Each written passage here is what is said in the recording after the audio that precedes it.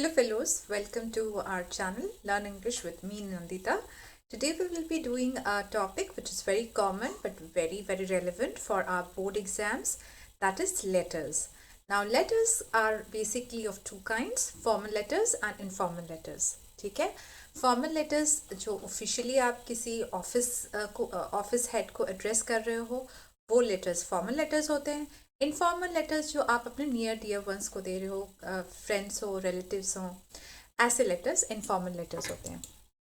Okay, so basically informal letters are casual in language and approach. Formal letters are official and strict in its approach, right? Because informal letter is heart to heart.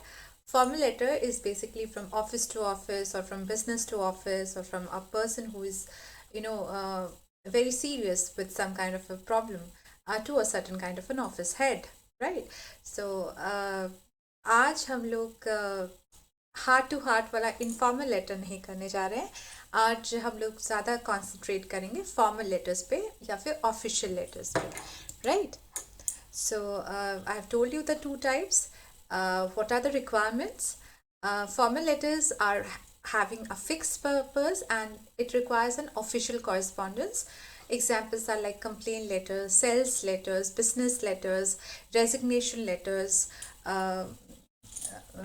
letters to editor, those kind of letters. Okay, and therefore the language has to be marginalized, formal, and approach should also be like that.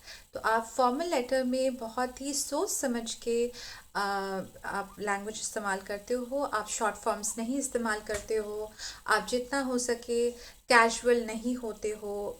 कोई भी loose talk नहीं करते हो formal letters में, because ये official correspondence है.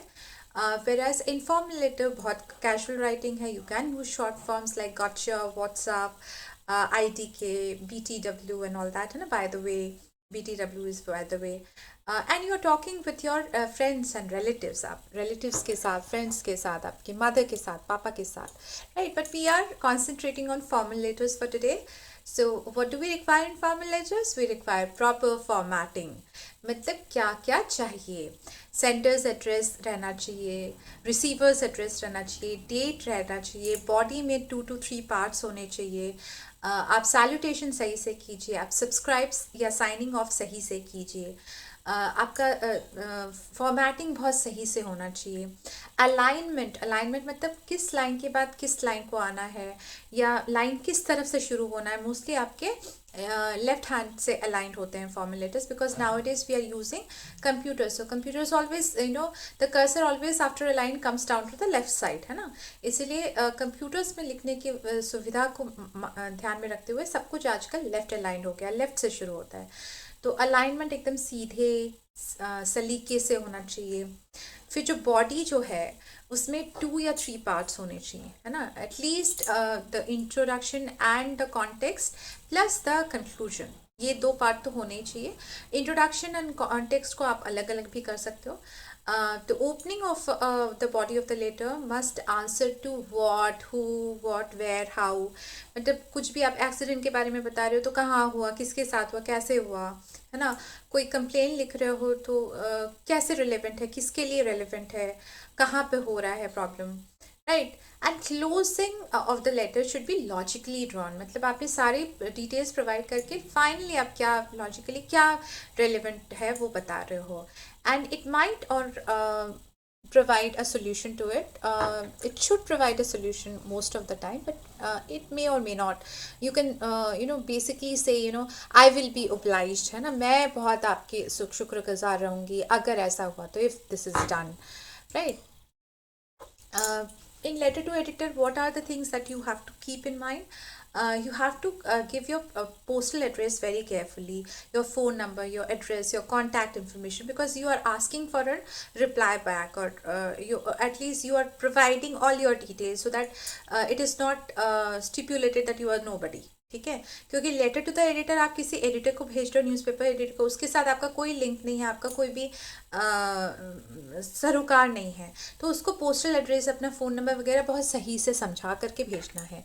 But this language has to be very simple, salutation should be simple, simple sir and madam आप डालो, रिस्पेक्टेड या कोई बहुत ज़्यादा उसमें डालने की ज़रूरत नहीं है. Closing should be very prim and simple, बहुत एकदम सिंपल करना है. ठीक है.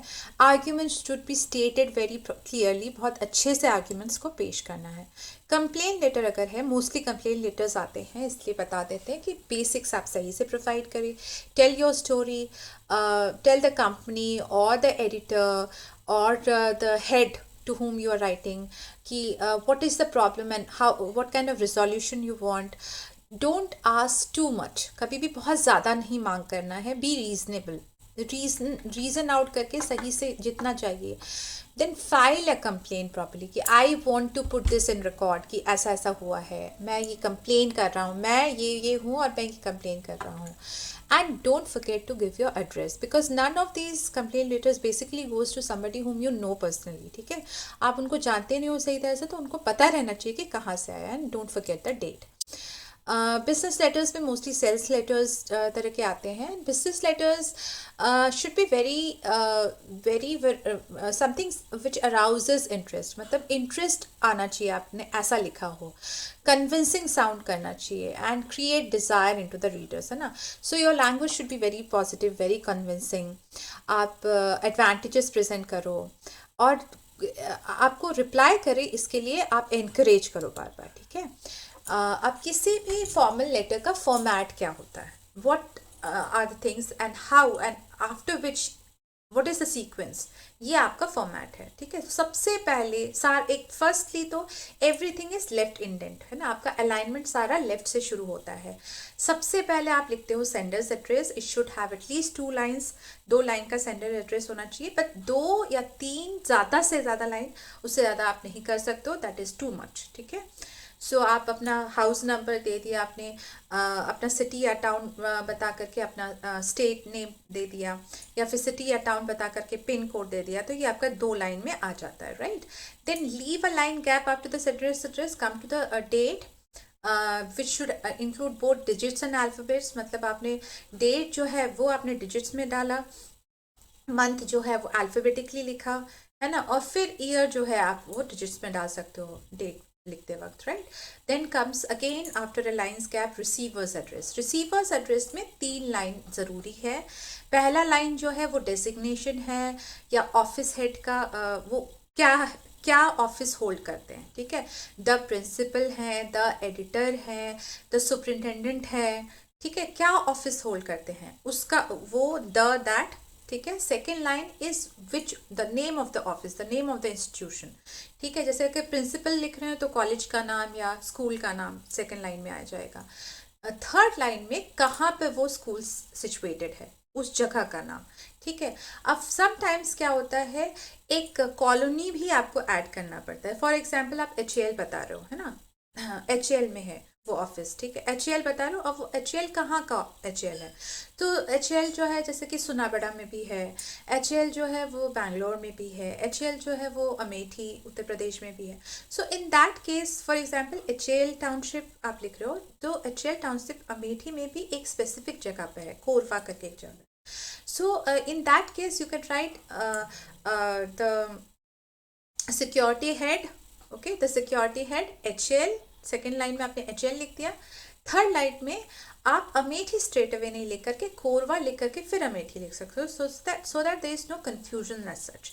सो वहाँ पर आपको 4 लाइन लगता है. Otherwise basically designation is the first line, institution or office name is the second line, where the place where the office or institution is situated is the third line for receiver's address. Then comes the purpose. Then leave a line gap and write a subject कि आप किस लिए वो letter लिख रहे हो. Then in the next line itself, without leaving any line, you write the salutation again from the left indent. Salutation is dear sir, dear ma'am, or respected sir, respected ma'am, simply sir or madam. And then in the next line you start the body of the letter. The actual letter starts here. Body of the letter, as I have told you, can be of 3 parts, है ना. It can be divided into three paragraphs but may not be divided into three paragraphs, but at least it should have two paragraphs. ठीक है, जैसे मैंने पहले भी कहा, intro and context in one paragraph and conclusion in the last paragraph, or intro in a different paragraph altogether. Okay, so and finally you must show your gratitude, send your regards and sign off properly. ठीक है, sign of formally आप अपना signature या नाम पूरा लिखें, designation दें, या फिर क्लास, अगर आप मतलब कोई स्टूडेंट है तो अपना क्लास वगैरह सब बताएं, डिटेल एड्रेस वगैरह दें. ठीक है, so that is your format of the letter. Now let's go to an example question and see the answer provided here. After that, I have also given you an example question which you can attempt your answers in the comment section. ठीक है, तो मैं एक example question यहाँ पे दे रही हूँ जिसका कि आंसर भी आप लोगों को प्रोवाइड कर रही हूँ यहाँ पर. इसके अलावा आपको एक एडिशनल क्वेश्चन भी दे रही हूँ जिसका कि आप कमेंट सेगमेंट पे आंसर लिख करके मेरे से इनपुट या मेरे से क्वेश्चंस पूछ सकते हैं अगर उससे रिलेटेड आप कुछ और जानना चाहें. Alright, so here the question is, it is a letter to editor and you are accepting and praising the editorial view which was provided recently in a current article of the newspaper. ठीक है, newspaper में कुछ article निकला था जिसको आप accept कर रहे हो और उसको आप प्रेज करते हुए एडिटर को एक लेटर लिख रहे हो. तो जैसे देख रहे हैं आप कि सेंडर्स एड्रेस 2 लाइन में है ना, 50C पुष्प विहार और न्यू दिल्ली. फिर आपने एक लाइन गैप दिया है, उसके बाद आपने डेट जो है digits and alphabets both use करके लिखा है, उसके बाद फिर लाइन गैप दिया है, फिर the editor India today new Delhi, subject लिखा है बैन पॉली बैग्स, है ना. पर्पस क्या है, बैन पॉली बैग्स के बारे में आप लिख रहे हो. ठीक है, फिर आप simply, I have told you कि letter to the editor should have a simple salutation. Simply आप सर लिख रहे हो because there is no connection as such with that person. And you are writing the body in 2 paragraphs. As I have already told you, 2 paragraph होना बहुत ज़रूरी है. तो पहले पैराग्राफ में आप कॉन्टेक्स्ट क्या है वो बता रहे हो और लास्ट पैराग्राफ में आप कंक्लूड कर रहे हो. So, sir, I totally agree with the views published in the article Ban Polybags. It is a fact that polybags are harmful due to their non-biodegradable nature. They don't decompose. Instead, they choke the drainage system. Most animals eat them and die in the long run. If they are burnt, their obnoxious smell pollutes the atmosphere. Obnoxious मतलब बहुत ही बुरा, बहुत ही गलत, है ना. तो आप पूरा डिटेल बता रहे हो, आपको जो जो भी उसके बारे में पता है उसका पूरा डिटेल आप दे रहे हो. देन कंक्लूजन में क्या कर रहे हो, I request the people at large in their interest and in the interest of mother earth to wake up to this problem. Everyone should stop using poly bags. Jute bags, paper bags etcetera should take their place. So this is the solution you are providing as a conclusion, and you are requesting every one of the readers who might be reading this under the column of letter to editor, and then you are thanking, and then you are writing yours truly, and you are giving your complete name. So can you see here, yours truly में आपका yours में apostrophe नहीं लग रहा है because ये possessive pronoun है, और pronoun में possessives जो होते हैं, जो s वगैरह होते हैं, वो उसके साथ लग करके आते हैं, उसमें apostrophe लगाने की कोई ज़रूरत नहीं है. apostrophe s लगा करके possession हम तब दिखाते हैं जब उसका किसी noun के साथ connection हो. जैसे कि चिल्ड्रंस पार्क जब लिखेंगे तब उसमें apostrophe s आएगा. ठीक है, लेकिन क्योंकि ये पोजेसिव प्रोनाउन है, योर्स, आवर्स, हर्स, तो वहाँ पर आप अपोस्ट्रोफी नहीं लगाते हैं. ये बहुत बड़ी गलती है, ये ज़्यादातर लोग करते हैं, और इसको देख लेने से जो एग्जामिनर है उसके मन में एक गलत प्रभाव आ जाता है एंड मार्क्स डेफिनेटली डिडक्ट हो जाते हैं. Right, so don't forget this. Right, and now here's the question for you. Do write the answers in the comment section and please get the inputs from me. Don't forget to like, share and subscribe. What is the question? The question is, you have lost your original certificates of class 10th and 12th. You want to get their duplicates issued, but you do not know the procedure. Write a letter to Chairman CBSE, Preet Bihar, New Delhi, inquiring about the fee to be deposited, mode of payment, time taken by the board for issuing duplicate certificates, and any other formalities. You are Tanya or Tejas, and you are from 7 by 9 Amrit Apartments, Amethi. Write this in 150 to 200 words. Thank you.